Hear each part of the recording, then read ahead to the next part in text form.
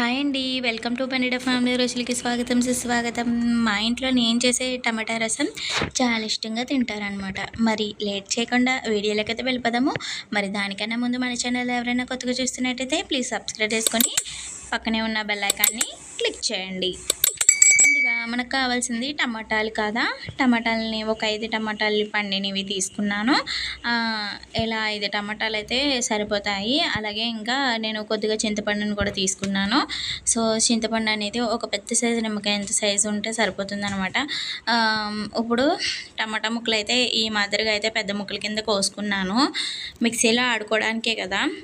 So మీరు మామూలుగా చేతితో చేసుకోవాలన్నా చేతితో చేసుకోవచ్చు. ఇదైతే టైము అంతగా పెద్ద పట్టదనమాట, ఈజీగా అయిపోతుంది.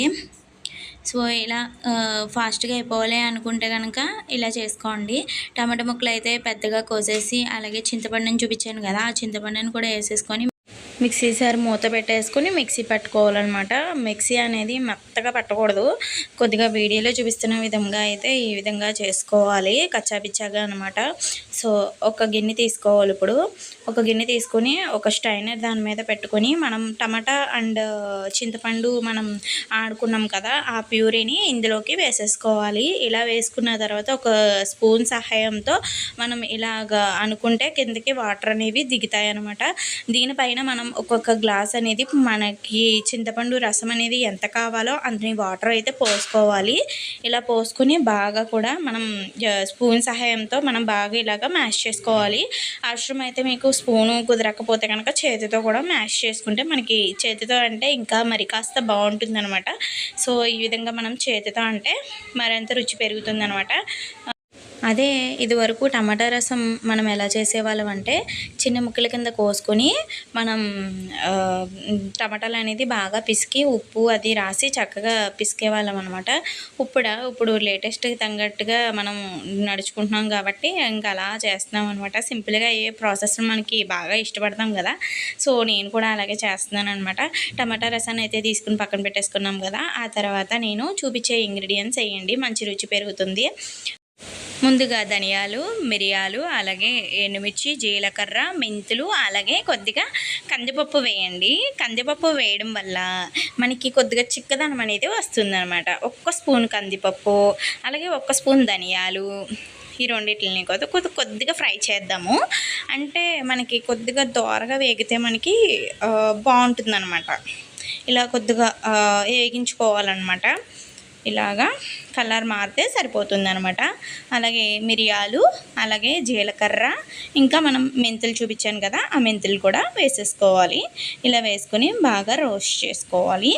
ఇలా చేసుకున్న తర్వాత లాస్ట్లో ఇంకా స్టవ్ ఆఫ్ చేసేసి ఈ ఎండుమిరగాయలు కూడా వేసేసుకొని లైట్గా రోస్ట్ చేసుకోవాలి.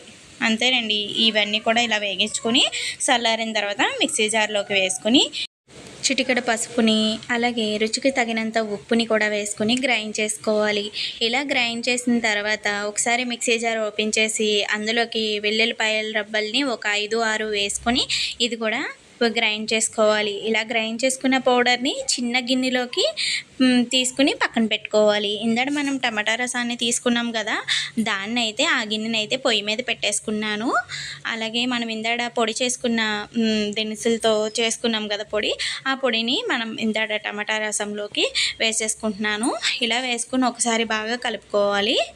ఇందులోకి తగినంత ఉప్పును కూడా వేసుకుందాము, చూసుకుని వేసుకోండి. ఇందాక మనం గ్రైండ్ చేసుకున్నప్పుడు ఆడుకున్నప్పుడు వేసుకున్నాం కదా, కొద్దిగా తగ్గించుకుని వేసుకుంటే సరిపోతుంది. అలాగే ఇంకా కొద్దిగా పచ్చిమిర్చిని కూడా వేసుకొని ఇలా ఉంచేసిన తర్వాత ఇందులోకి మనం పోపును పెట్టుకోవడం కోసం మినపప్పు, ఆవాలు, జీలకర్ర అయితే తాలింపు పెట్టుకొని ఆ తాలింపుని కూడా మనం టమాటా రసంలోకి వేసేసుకోవాలి. ఇలా వేసుకున్న తర్వాత ఒకసారి బాగా కలిపేసుకోవాలి. సో ఈ టమాటా రసం చాలా బాగుంటుంది, తప్పకుండా ట్రై చేయండి. ఇలా డిఫరెంట్గా మీరు ఎప్పుడైనా ట్రై చేశారా? మరి ట్రై చేయకపోతే ట్రై చేయండి. ఇంకా చివరిగా అయితే కొత్తిమీర ఉంది నా దగ్గర, కొత్తిమీరని కూడా వేసుకున్నాను. వేసుకొని కొద్దిసేపు మరగనిచ్చిన తర్వాత ఇంకా స్టవ్ ఆఫ్ చేసేసుకుంటే మనకి టేస్టీ టమాటా రసం అనేది రెడీ అయిపోతుంది. ఈ ఎండాకాలంలో కదా మనకి లిక్విడ్స్ అనేది తీసుకోవాలనిపిస్తుంది కాబట్టి మనం ఇలా రసాలు అయితే ప్రిపేర్ చేసుకుంటే కనుక ఈజీగా అయిపోతుంది. అలాగే కూడా మనకు కూడా 2 ముద్దల ఎక్కువగా తింటామన్నమాట. రోజు కూరలే తినాలంటే మొహం ఒత్తుతుంది కదా. సో ఇలా ట్రై చేసి చూడండి, మీకు కూడా నచ్చుతుంది. ఎంతమంది ట్రై చేస్తారో కామెంట్ చేయండి. అలా ఈ రుచికరమైన టమాటా చారు వేడి వేడి అన్నంలో తింటే ఉంటుంది, చెప్పలేనబ్బా, అంత బాగుంటుంది. మరి ఇంకా వీడియో నచ్చినట్లయితే చిన్న లైక్ చేసి కామెంట్ చేయండి, షేర్ చేయండి. ఇంకా వెరైటీస్ కావాలంటే కామెంట్లో అడిగేయండి, తప్పకుండా ట్రై చేస్తా. Thank you for watching. Bye bye.